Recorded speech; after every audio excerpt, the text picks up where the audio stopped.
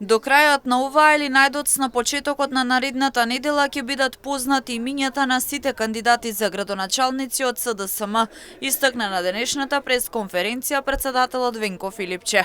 Како што посочи тој, имињата се веќе дефинирани и ќе бидат објавени и презентирани пред јавноста. Однос на кандидатите, ние практично ги финализиравме кандидатите, избор на кандидати за најголемиот број на општини, дефинирани се сите и до крајот на оваа почеток на следната недела и тие кои што остана кандидати за другите општини ќе ги презентираме во јавноста. Ги избравме најдобрите кандидати, тие кои што се и признати и познати во своите средини, дека имаат кредибилитет да излезат пред граѓаните, да ја презентираат својата програма и дека можат таа програма да ја остварат.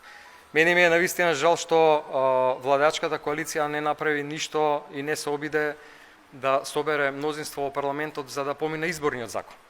После укинувањето на двата члена од страна на Уставниот суд, едно прашање остана да лебди. Филипче додаде дека станува збор за избрани кандидати кои ќе може да ја побараат довербата од граѓаните, да ги презентираат своите програми и да ги исполнат истите. Ние настапуваме со нашите кандидати, настапуваме со кандидати кои што се најдобриот избор, кои што може да ги остварат програмите, кои што ќе ги ветиме, имаме специфични програми, ќе ги презентираме во следниот период, големи планови за развој на големите општини и микро планови за средување на малите проблеми во рамките на секоја од општините поединечно. Во источниот дел од државата познати се имињата на Павел Иванов, кој е кандидат за градоначалник за општина Штип, Горанчо Крстев за општина Чешиново-Блешево и Илија Рунтевски за општина Берово.